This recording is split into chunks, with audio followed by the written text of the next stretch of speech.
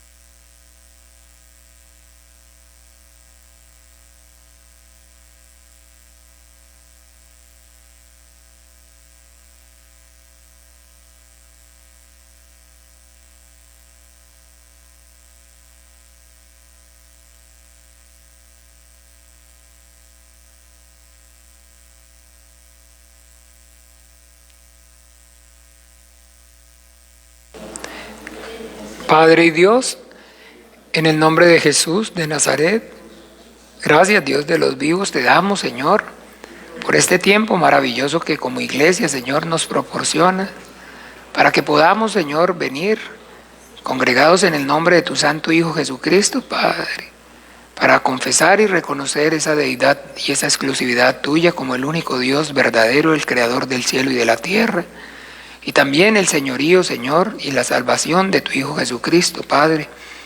Padre nuestro, en el nombre poderoso de Jesús, por la fe que es en Él y en su nombre, en el nombre de Jesús de Nazaret, venimos clamando, Padre, que seas tú tomando control de este tiempo, de nuestras vidas, obrando con tu Espíritu Santo, ayudándonos, para que podamos aprender bien acerca del pecado, Señor, para que podamos, Señor, tener más claridad, más sabiduría, Señor, y más revelación, Señor, que ese conocimiento que tal vez ya hemos adquirido en tiempo atrás, si de pronto de alguna manera lo hemos olvidado, seas tú, Señor, refrescándonoslo, Señor, y también que seas, Señor, añadiendo, Señor, más revelación acerca, Señor, de este tema, Padre, en nuestras vidas, Señor.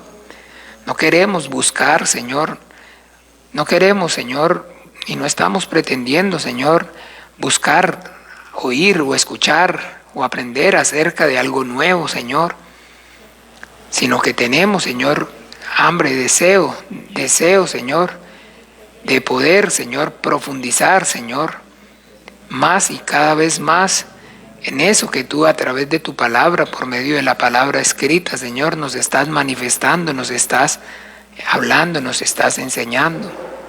Tu palabra, Señor, es el libro santo que contiene, Señor, la palabra tuya, la palabra que salió de tu boca, esa misma palabra por la cual fueron hechos el cielo, el mar y la tierra, todas las cosas, las visibles y las invisibles, Padre nuestro.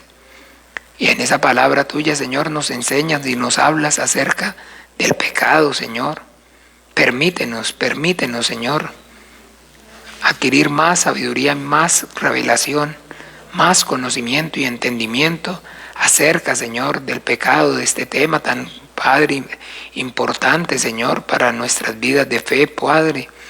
Obra con tu Espíritu Santo, Señor.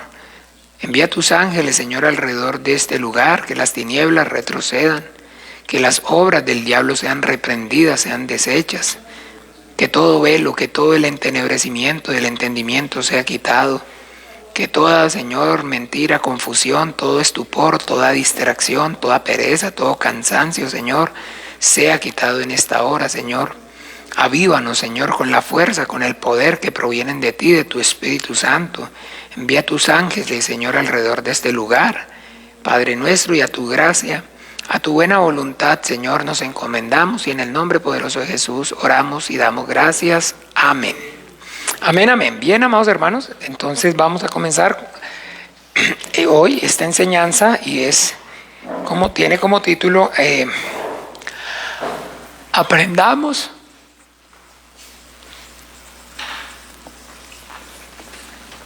acerca del pecado. Bien, les compartía ayer y también en esta mañana y ahora incluso un momento cuando oraba, que como iglesia ya pues prácticamente en estos 10 años de vida congregacional hemos hablado y hemos enseñado acerca del pecado en varias ocasiones.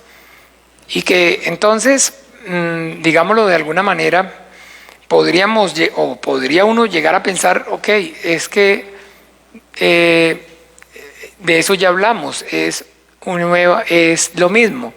Vamos entonces nuevamente a repetir. Ya entonces, digamos, ahí es donde debemos hacer un alto y entonces hacer una retrospectiva y darnos cuenta de que entonces la Biblia es una y ya como tal la hemos recibido y está escrita. Tenemos ese libro, la Biblia, que tiene un Génesis, un comienzo y tiene un Apocalipsis. ¿Ve? Y yo entonces en este caso puedo ver que efectivamente esa Biblia, perdón, ese libro, está ya completo y que no hay o no está en este momento, a mi forma de ver y en lo que yo puedo y tengo entendimiento, entonces el Espíritu Santo, digámoslo de alguna manera,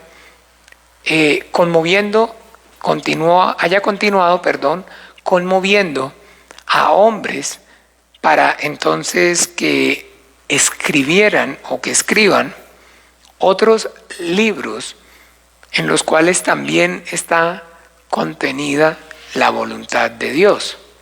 ¿Ve? Esa parte entonces quiero que pensemos bien, analicemos lo que estoy diciendo. Entonces, ojo, la Biblia, el canon como tal, el canon bíblico, o sea, la compilación, ya está hecha. Y ahí, así como yo, digamos, la puedo y la tengo en este momento, al igual que ustedes, entonces, gracias a la obra del Espíritu Santo por medio de la fe en Jesucristo, en el Hijo de Dios, teniendo la revelación de la voluntad de Dios a través de esa palabra escrita, en, digamos, mi entendimiento y lo que yo puedo y aprecio, la perfección de la Biblia. La perfección de la Biblia incluye, entonces, ¿qué? Hablar de perfección incluye o está haciendo también referencia a que no le hace falta nada. No le hace falta nada. Sin embargo, escúchenme bien, quiero entonces que hagamos claridad acerca de esta verdad, porque entonces muchísimas personas, no pocas, miles de millones de personas, no piensan o no creen de igual manera. Muchas personas entonces creen o piensan que aún todavía hoy Dios a través del Espíritu Santo sigue conmoviendo hombres, o en este caso también, digamos, incluso mujeres, para que entonces escriban libros. Y esas personas, aunque de alguna manera tal vez la mayoría de ustedes, yo me pongo a mirar las caras y no veo como que haya en ustedes y no sé en los que están de pronto escuchando a través de la internet, como decir que hayan tenido o hayan sido ese tipo de religiosos en su momento, o sí, tal vez entonces me estoy equivocando. Algunos de los que están aquí, no puedo pues interactuar con los que están allá, fue o compró o leyó libros cristianos en librerías cristianas. Ay, mejor dicho, mire, moriría engañado, los veo tan inocenticos. Es que sin el conocimiento, sí, claro. Yo al menos yo leí libros que en el momento me parecieron muy interesantes. Ok. Ok, perfecto. Joy Meyer, en fin, hermana Gabriela, ¿usted recuerda alguno? Muchos. Cuando las cosas de Dios no tienen sentido. Ah, también. A la pucha, ¿no? Entonces, Me llamó mucho la atención por lo que decía, porque yo, sin el conocimiento, yo sabía que todo lo que él hace tiene sentido. Yo lo que quería era como raro, que se le veía cuando decía que no tenía sentido lo que hacía. claro, el título es sugestivo. El título es sugestivo, tiene su, digamos, su finalidad. Aquella es también una vida con propósito, ¿no? Sí, ese. La esposa que ora por el esposo. El esposo que ora por la esposa. Yo quería conocer más de Dios y yo leía la Biblia y no entendía nada. Entonces tenía que... Ay, ¿por qué no me le hace el favor y me le pone eso? Que en mi corazón lo que yo tenía era... No. ¿Sí? A ver, ¿no? ¿por qué yo leía libros? Comience. Porque yo quería conocer de Dios, pero leía la Biblia, no entendía nada y cuando leía esos libros sentía que sí estaba conociendo a Dios a través de ese autor. Y su experiencia. Bien, ese es un punto maravilloso para que reflexionemos. Entonces, está mal que yo dijera o opinara de esa declaración que usted acaba de dar, hermana Gabriela, de que entonces para usted, de alguna forma, entonces, a lo que yo le entendí, me corrige si no, la Biblia no era suficiente para el conocimiento de Dios, para esa sed. Por eso no era suficiente para usted, o sea, usted no podía, no pudo o no llegó a pensar, digamos, a decir, no, para conocer a Dios tengo la Biblia. O sea, la Biblia no era suficiente, necesitaba realmente de otro libro. No sé si pensaba que no era suficiente, lo que pasaba es que tal vez yo, en mi capacidad, no podía entender.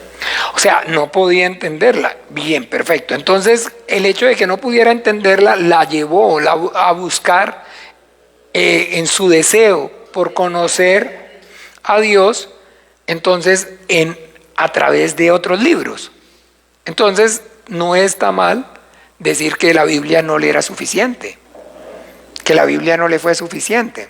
O la mala manera de que nos enseñaban antes, al menos mi abuelita decía que el que leía la Biblia se volvía loco. Por eso, pero entonces todas esas, digamos, cosas es a lo que vamos a, digamos, debemos llegar, de que se necesita algo más que la Biblia. Se necesita algo más que la Biblia. Entonces a usted, la abuelita decía, no se lee la Biblia, la Biblia no se lee porque se vuelve loco. Entonces se necesita de la interpretación del obispo, porque ni siquiera del sacerdote. Los sacerdotes no tienen autoridad para interpretar la Biblia, solamente es el obispo.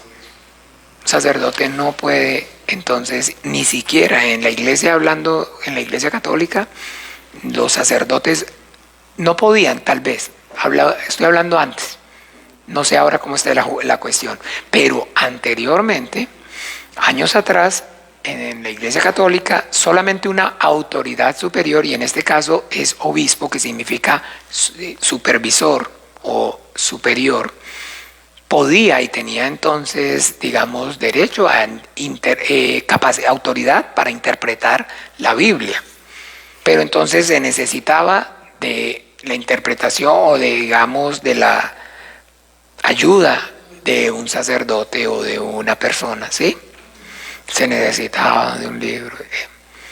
Y aún todavía hoy, ese conocimiento, digamos, esa forma de pensar está arraigada en miles de millones de cristianos. Y usted va a ver y efectivamente se queda boquiabierto cuando va a una librería cristiana y encuentra libros por montones, por montones, por montones, por montones, por montones. Y la mayoría de esos libros y sus autores se ufanan de ser o estar siendo inspirados por el Espíritu Santo. ¿Me siguen? ¿Ve? Están diciendo, están afirmando que esos libros o eso que ellos están escribiendo es y está haciendo por la obra o por la inspiración del Espíritu Santo. Entonces, ¿qué es eso? ¿Qué tenemos ahí entonces? Tenemos entonces que la Biblia como tal en sí misma no está completa, no es suficiente. ¿Por qué? Porque entonces todavía aún Dios tiene que seguir inspirando hombres para entonces que manifiesten su voluntad. ¿Ve? Y ahí es donde entonces, en el caso particular mío, yo como cristiano, como pastor de esta congregación, discrepo totalmente. Porque entonces, si fuéramos a hablar entonces de una librería cristiana o de un libro cristiano, en mi humilde opinión, el único libro cristiano es la Biblia. porque es el libro que contiene la doctrina de Jesús el Cristo. ¿Ve? Entonces, si Dios necesita o aún tiene necesidad de más revelación, entonces un libro que usted se haya leído de ahí, de esos cristianos, Una vida con propósito. Entonces, yo no me lo leí. ¿Qué pasa entonces? Eso que, digamos, esa nueva revelación fresca y nueva que Dios necesitaba hablar hoy, comunicar hoy para estos tiempos, porque si ve que tiene ese título, para estos días, una nueva visión. Todos, mire, la mayoría, no les exagero, la mayoría tienen como común denominador, primero eso, que se indilgan el haber sido y el estar siendo inspirados por el Espíritu Santo. Y todos tienen siempre que de alguna manera dejar entre líneas, por alguna parte usan la palabra nuevo, fresca, una visión fresca, contemporánea.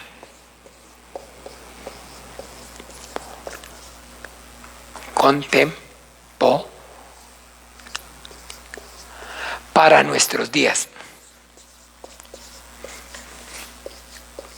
Yo me di a la tarea, por eso se los estoy diciendo con propiedad. Yo me di a la tarea para nuestros días, para estos tiempos, para este tiempo. Todas estas palabras se las va a encontrar. No estaría hablándoles de esto si ya no yo me hubiera dado a la tarea de mirar, de leer así, y muchos. La pasaba viendo, iba ya a sociedades bíblicas, a esa librería, y miraba a todos, y bestseller, y estas palabritas eran muy comunes, las tenían todos. Porque se acuerdan, al igual que entonces los griegos, allá en Hechos de los Apóstoles. Vamos un momento, por favor.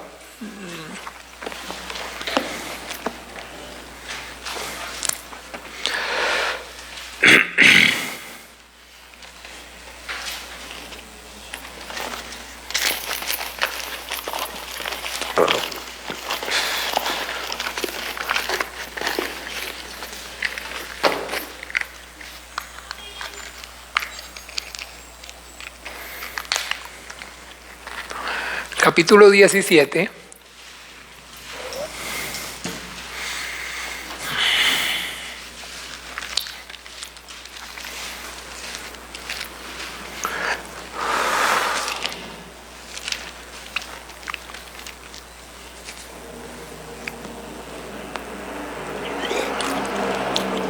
A partir del versículo 16. ¿Lo tienen? Dice así: mientras Pablo los esperaba en Atenas, su espíritu se enardecía viendo la ciudad entregada a la idolatría.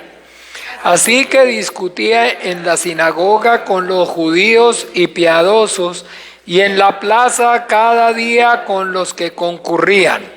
Y algunos filósofos de los epicúreos y de los estoicos disputaban con él, y unos decían: ¿qué querrá decir este palabrero? Y otros: parece que es predicador de nuevos dioses, porque les predicaba el evangelio de Jesús y de la resurrección. Y tomándole le trajeron al Areópago, diciendo: ¿podremos saber qué es esta nueva enseñanza de que hablas? Pues traes a nuestros oídos cosas extrañas. Queremos pues saber qué quiere decir esto, porque todos los atenienses y los extranjeros residentes En ninguna otra cosa se interesaban, sino en decir o en oír algo nuevo. Ok, entonces miren bien, escuchen bien.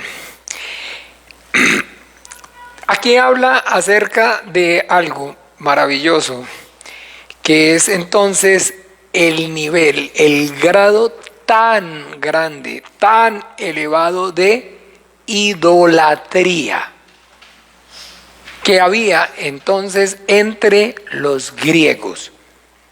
¿Sí? ¿Me siguen? ¿Por qué? Porque entonces habla acerca de filósofos, de epicúreos y de estoicos. Y son movimientos de pensamiento, de filosofía, pensamientos filosóficos que perduran hasta hoy, a nuestros días. ¿Ve? Hasta hoy, hasta nuestros tiempos. Todavía, y la doctrina epicúrea y el estoicismo son entonces pensamientos que aún, mire, aquí estamos hablando de 2000 años y ya aproximadamente ya existían, y antes de ello existían muchos antes. Entonces los griegos son, digamos, a los griegos se les aduce la paternidad de lo que es entonces la filosofía. Ustedes entonces saben qué significa la palabra filosofía. Filosofía.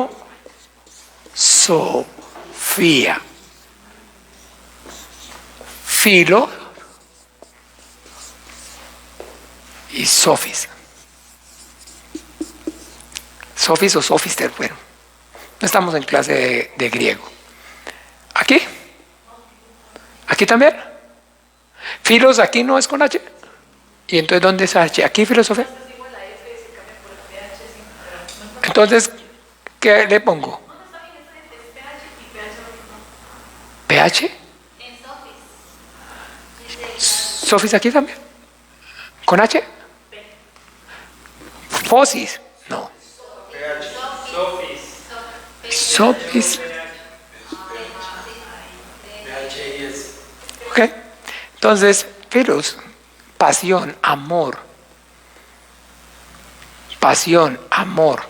Y sofía, por conocimiento. Por la sabiduría. Entonces, la filosofía es el amor, la pasión por el saber, por el conocer, por el aprender. ¿Ve? Entonces, ese es el pensamiento griego. Entonces, los griegos, digamos, son o fueron, digamos, históricamente se conocen como grandes pensadores. Y entonces la escuela, todo, universidad, todos esos conceptos son conceptos griegos. ¿Ve? Entonces, escuela, universidad, todo eso es de los griegos. Los griegos, entonces, el estudio para adquirir sabiduría, conocimiento, los apasiona. Y pues entonces, ellos en esa forma y en esa manera de vivir, pues de alguna forma, pues llegaban al punto donde entonces todo se lo estaban cuestionando, todo se lo cuestionan, todo se lo preguntan. Entonces de ahí usted sabe, hipótesis, ¿ve? Y el método científico, todo proviene de allí, todo proviene de allí. Y que entonces, bueno, perfecto, entonces, ¿qué pruebas tenemos, por decir algo, de pensamientos o cosas como, digamos, el amor? ¿Existe el amor? Pero el amor no lo podemos ver. Entonces, ¿cómo podemos, de alguna manera, si no se puede ver el amor, no se puede materializar, entonces reconocer su existencia? Si no se puede ver, entonces no se puede materializar, simplemente no existe. Entonces vamos a solucionarlo. Vamos a hacer un Dios del amor. Entonces vamos a adorar al Dios del amor, al Dios de entonces la fertilidad. ¿Existe la fertilidad? Entonces no existe la fertilidad. Entonces vamos, la diosa de la fertilidad. Y para todo tenían un Dios. Porque no tenían respuesta, no podían comprobar la existencia. Y no podía esto de ser simplemente un concepto abstracto, porque entonces no servía. Porque no era racional creer o pensar que algo que no se puede ver, entonces no se puede materializar, no que pudiera existir. Entonces lo único que no se puede ver, pero que creemos que existen, son los dioses. ¿Ve? Que están ¿a dónde? Allá en el Olimpo. Entonces para el resto, para todas las demás cosas, entonces lo que tiene que existir o lo que tiene que haber es dioses.